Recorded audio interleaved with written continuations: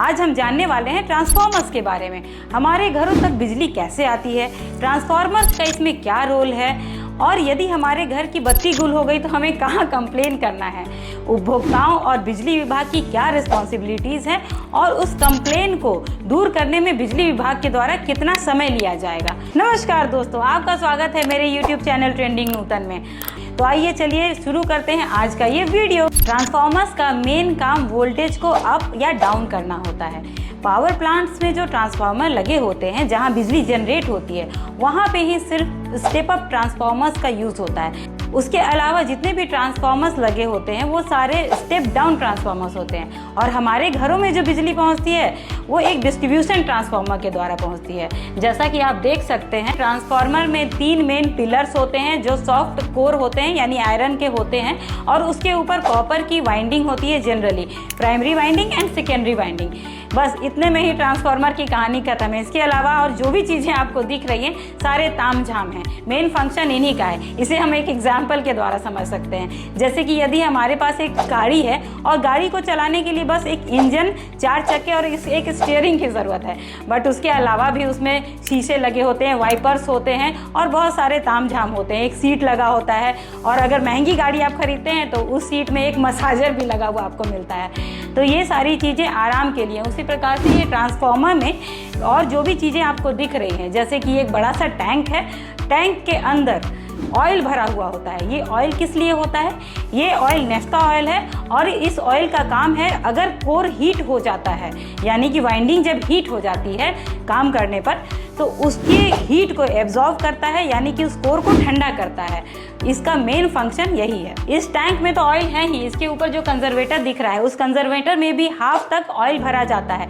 आधा इसलिए भरा जाता है, जब तेल हीट होके एक्सपैंड करता है तो उसको स्पेस मिल जाता है एक्सपैंड करने के लिए, और अगर ऑयल की लीकेज हो जाती है किसी तरह से तो कंजर्वेटर से टैंक में ऑयल आ जाता है। इसके अलावा ये ब्रीदर है। ब्रीदर में सिलिका जेल होता है, और ये सिलिका जेल से ट्रांसफार्मर के जो मॉइस्चर्स होते हैं उसको एब्जॉर्ब किए जाते हैं। इसके अलावा ये जो दिख रहा है ये रेडिएटर्स हैं। रेडिएटर्स या फिन के बीच में जो आपको पतला पतला गैप दिख रहा है वो इसलिए है क्योंकि उसके थ्रू एयर पास करे, और जब एयर प्रेशर में पास करती है तो वो ठंडी हो जाती है। इसे आप ऐसे समझ सकते हैं, यदि हम करके फूंकते हैं तो हमारे मुंह से गर्म हवा निकलती है, और यदि हम करके फूंकते हैं तो हमारे मुंह से ठंडी हवा निकलती है। तो गर्मी के दिनों में अगर किसी के मुंह पे आप करते हैं तो उसे अच्छा लगेगा। Leave it. तो इसका कहने का मतलब ये है कि ऑयल को ठंडा करने के लिए ये सारे तामझाम किए गए हैं। जैसे जैसे ट्रांसफार्मर की कैपेसिटी बढ़ती जाती है, उनके फिन्स की संख्या बढ़ती जाती है ताकि तेल को जल्दी ठंडा किया जा सके, और उसमें पंखे लगा दिए जाते हैं। कहीं कहीं पर तो एसी भी लगाया जाता है ऑयल को कूल करने के लिए। अब हम समझते हैं हमारे घरों तक बिजली आती कैसे है। पावर सब स्टेशन में जो पावर ट्रांसफार्मर लगे होते हैं उनमें 33 kV से 11 kV में कन्वर्जन हो जाता है। 11 kV line, LA switch, then jumper, उसके बाद ट्रांसफार्मर, डिस्ट्रीब्यूशन ट्रांसफार्मर से बिजली निकलने के बाद LT डिस्ट्रीब्यूशन बॉक्स या फिर LT बस बार में चली जाती है, और LT बस बार से ये सिंगल या मल्टीपल केबल्स के द्वारा SMDB में जाता है, और SMDB से ये आपके घरों तक सर्विस वायर के थ्रू पहुंचती है। अब घरों तक बिजली तो पहुंच गई, लेकिन अगर बत्ती गुल हो गई तो क्या करना होगा? इसके लिए हर डिस्कॉम ने अपना एक वेबसाइट बना रखा है जिसमें हर क्षेत्र के फ्यूज कॉल सेंटर्स का नंबर अवेलेबल है। तो आप वेबसाइट पे जाके इन नंबर्स को निकाल अपने कंसर्न एरिया के फ्यूज कॉल सेंटर में कॉल करें और अपनी कंप्लेन दर्ज करेंगे। कंप्लेन मुख्यतः 3 प्रकार के होते हैं। या तो आपके घर की पावर कट है, या तो वोल्टेज लो है, या फिर वोल्टेज में बहुत ज़्यादा फ्लक्चुएशन हो रहा है। तो इस केस में उपभोक्ताओं को सबसे पहले अपनी रिस्पॉन्सिबिलिटी समझनी चाहिए। उन्हें सबसे पहले अपने मीटर को चेक करना चाहिए। यदि मीटर में लाइन आ रहा है और वोल्टेज सही शो कर रहा है तो अपने घर के अंदर चेक करवाएं कि क्या प्रॉब्लम है, और यदि मीटर में ही वोल्टेज कम आ रहा है तब आप बिजली विभाग के फ्यूज कॉल सेंटर में कंप्लेन दर्ज करेंगे। यदि आपके घर में लाइट नहीं है और बिजली विभाग को कंप्लेन मिलता है तो बिजली विभाग के लाइनमैन आकर के सबसे पहले आपके SMDB बॉक्स को चेक करेंगे। SMDB box means service main distribution board. तो आपका सर्विस वायर और SMDB बॉक्स को चेक किया जाएगा, और बिजली विभाग के कर्मचारी इतने बेवकूफ़ नहीं है कि वो आके आपके SMDB को चेक करेंगे। यदि उनके पास इस प्रकार की 4 कंप्लेन और है तो वो सबसे पहले जाके ट्रांसफार्मर चेक करेंगे, क्योंकि ऐसे केसेस में जनरली LT साइड के फ्यूज उड़ जाते हैं। फ्यूज को चेक किया जाता है और अगर फ्यूज उड़ा हुआ है तो फ्यूज बदलने पर आपके घर की बिजली फिर से आ जाती है। ऐसा जनरली ट्रांसफार्मर ओवरलोड होने की स्थिति में होता है। और यदि कई घरों से लो वोल्टेज की कंप्लेन मिलती है तो बिजली विभाग के कर्मचारी ट्रांसफार्मर के HT साइड के फ्यूज को चेक करते हैं। जनरली ये उड़ा हुआ पाया जाता है और उसको बदल दिया जाता है। और यदि वोल्टेज फ्लक्चुएशन की कंप्लेन मिलती है तो ट्रांसफार्मर के न्यूट्रल को चेक किया जाता है। न्यूट्रल का जहाँ पे नट बोल्ट कसा हुआ है ट्रांसफार्मर के पास उसको चेक करते हैं और जो GI पाइप जमीन के अंदर है वहाँ पे जो नट बोल्ट के थ्रू उसको टाइट करते हैं और यदि कोई लूज कनेक्शन है तो उसको टाइट करने पर कंप्लेन दूर हो जाती है। और यदि किसी ट्रांसफार्मर पे बार बार यही कंप्लेन आ रही है, बिजली विभाग के अधिकारी अर्थिंग को चेक करते हैं। As per REC guideline earthing में 3 मीटर की GI पाइप यानी कि लगभग 10 फीट की GI पाइप लगाना होता है और इसका एज 4 से 5 साल होता है। तो यदि यह पाइप गल गया है तो इसको चेंज किया जाता है यानी कि अर्थिंग फिर से कराया जाता है। ट्रांसफार्मर में 3 अर्थिंग की जाती है, एक LA के पास, एक ट्रांसफार्मर की बॉडी में और एक अर्थिंग जो न्यूट्रल में की जाती है। विभाग के कर्मचारी LV साइड में काम करने के समय पूरी सेफ्टी मेजर्स के साथ लाइव लाइन में भी काम कर सकते हैं, गम बूट्स, हेलमेट्स वगैरह लगाकर। और यदि HT साइड में काम करना है तो उन्हें शट डाउन देना पड़ता है यानी कि ट्रांसफार्मर को बंद करना पड़ता है, तभी उस पर काम हो पाता है।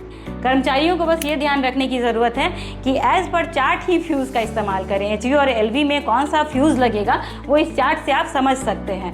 हर रेटिंग की ट्रांसफार्मर के लिए अलग अलग फ्यूज़ होते हैं। जैसे कि जनरली जो ट्रांसफार्मर्स हमारे लगे होते हैं उसमें HT साइड में 20 या 18 नंबर की तार का इस्तेमाल किया जाता है। आप चार्ट को रेफर करके कौन से नंबर के फ्यूज़ कहाँ लगाने यानी कि 63 kV, 100 kV, 300 kV के ट्रांसफार्मर में कौन सी वायर लगेगी, फ्यूज़ वायर, वो आप इस चार्ट के माध्यम से भी समझ सकते हैं। फ्यूज़ लगाते समय ये जरूर ध्यान रखें कि फ्यूज़ वायर तो ढीली लगेगी बट उसके जो कनेक्शंस होते हैं दोनों साइड के वो कनेक्शंस पूरी तरह से टाइट होने चाहिए। यदि कोई जर्क आता है तो फ्यूज़ तुरंत उड़ेगा नहीं। यदि HV, LV दोनों साइड के फ्यूज़ ठीक हैं तो फिर जो कनेक्टर है HV और LV साइड के बुश में जो कनेक्टर लगे होते हैं वो चूँकि एल्युमिनियम के होते हैं और उसका जो बुश है वो ब्रास का होता है, तो दोनों के बीच में जो कनेक्टर्स हैं यदि वो एल्युमिनियम का है तो उसमें रस्टेड होने की समस्या बनी रहती है। वहाँ पे बायोमेटेलिक कनेक्टर का यूज़ होना चाहिए, पर चूँकि ये हमेशा अवेलेबल नहीं होता है तो रस्टिंग वाले केस में वो कनेक्टर खोल करके फिर से उसको साफ करके लगाने पर वो कनेक्शन टाइट हो जाता है और समस्या दूर हो जाती है। चूँकि जब ट्रांसफार्मर काम करता है तो ये काफ़ी हीटेड हो जाता है और हीटिंग के कारण ये सब प्रॉब्लम्स आते रहते हैं। और यदि ऑयल लीकेज की समस्या है तो गैस्केट, स्टड, बुश सबको खोल लिया जाता है। उसके बाद लक्स यूज़ कर नया बुश, गैस्केट और स्टड लगाया जा सकता है। इसे ऑन साइड भी किया जा सकता है, हालांकि इसके लिए परमिशन ग्रांटेड नहीं है। बिजली आपूर्ति को ध्यान में रखते हुए यह कार्य ऑन साइड भी किया जाता है ताकि कंज्यूमर्स को परेशानी ना हो। HT साइड की बुश और इंसुलेटर को चेंज करना तो आसान है क्योंकि HT साइड में स्टड, इंसुलेटर ऑयल के ऊपर होते हैं, लेकिन अगर LV साइड में ये समस्या है तो पहले ऑयल को डाउन करना पड़ता है, उसके बाद ही हम इंसुलेटर को चेंज कर सकते हैं। ट्रांसफार्मर में यदि ऑयल कम है तो उसे भी टॉपअप किया जाता है। पहले BDV वैल्यू चेक किया जाता है ऑयल का, उसके बाद उस ऑयल को उसमें टॉपअप कर सकते हैं। कंजर्वेटर में हाफ तक यानी कि 30 डिग्री तक ऑयल फिलअप किया जाता है। यह एटमॉस्फेरिक टेम्परेचर पर निर्भर करता है। और यदि ट्रांसफार्मर का कॉइल खराब हो गया तो भाई साहब इसका तो कोई इलाज नहीं है। टंग टेस्टर के द्वारा ट्रांसफार्मर की कंटिन्यूटी चेक की जाती है और अगर कंटिन्यूटी नहीं मिली, मेगर के द्वारा उसका इंसुलेशन नापा जाता है। अगर इंसुलेशन 0 से 50 मेगा ओम तक आता है तो इसका मतलब है कि ट्रांसफार्मर को चार्ज नहीं किया जा सकता, उसका कॉइल खराब हो चुका है। जनरली 100 मेगा ओम के ऊपर यदि इंसुलेशन आता है तो ट्रांसफार्मर हेल्दी है और उसके नीचे transformer is not in very good condition. Coil खराब होने की स्थिति में ट्रांसफार्मर को साइट पे रिपेयर नहीं किया जा सकता है और इसे TRW भेजना पड़ता है जहाँ पे इसकी रिपेयरिंग की जाती है। ऐसे केस में ट्रांसफार्मर चेंज ही करना पड़ेगा, तभी लोगों को बिजली मिल पाएगी। वीडियो बनाते समय मुझे अपना एक इंसिडेंट याद आ गया। जब मेरे दोस्त ने इलेक्ट्रिसिटी डिपार्टमेंट ज्वाइन किया था उस समय उसकी उम्र 21 साल थी। वो बिल्कुल न्यू कमर था, तो उसके घर के पास जो ट्रांसफार्मर था हमेशा उसमें वोल्टेज फ्लक्चुएशंस की प्रॉब्लम आती रहती थी। उसने अपने एक स्टाफ को बोला कि देखो इसमें क्या प्रॉब्लम है, ऐसा क्यों होता है। उसने ट्रांसफार्मर को देखा और बोला कि सर ऑयल कम है इसलिए ऐसा होता है। उसने कहीं कहीं से जुगाड़ करके ट्रांसफार्मर ऑयल इकट्ठा किया और बेवकूफ वो लड़का। उस समय उसे पता नहीं था कि ट्रांसफार्मर को घर पे गर्म नहीं किया जा सकता। बड़े से कढ़ाई और डेगची में उसने ट्रांसफार्मर ऑयल को चढ़वा दिया। वो चला गया नहाने और उसका स्टाफ बैठ के टीवी देखने लगा। क्योंकि ट्रांसफार्मर ऑयल बहुत ज्वलनशील होता है, तो जब वो बाथरूम से निकला तो उसने देखा वहाँ आग की लपटें उठ रही हैं। वो पूरा घबरा गया। उसने अपने स्टाफ को आवाज दिया। तो स्टाफ जब आया तो उसने देखा आग तो उसके हक्के बक्के उड़ गए। वो तुरंत वहाँ से भाग गया। फिर उसने फ़ोन करके और लोगों को बुलाया। तुरंत अग्निशामक आया, तब जाके घर की आग बुझी, पर इसमें उसके एक रूम का सामान और किचन पूरी तरह से जल के खाक हो चुका था। तो कभी भी बिजली विभाग के कर्मचारियों से मेरा अनुरोध है और उपभोक्ताओं से भी कि एक्सपेरिमेंट ना करें। बिजली बहुत ही खतरनाक चीज़ है और कभी भी कोई भी दुर्घटना हो सकती है, तो सेफ्टी मेजर्स का ज़रूर ख्याल रखें। किसी भी बिजली के इक्विपमेंट को छूने से पहले और जब भी बिजली से संबंधित कोई काम करें, अपनी सुरक्षा की जांच स्वयं कर लें, अन्यथा ऊपर वाला ही बचा सकता है आपको। उम्मीद है कि मेरे इस वीडियो से आपको बहुत सारी जानकारी प्राप्त हुई होगी, उपभोक्ताओं को भी और बिजली विभाग के कर्मचारियों को भी। तो इसी तरह प्यार बनाए रखें। तो मिलती हूँ नेक्स्ट वीडियो में नए टॉपिक और नई जानकारियों के साथ।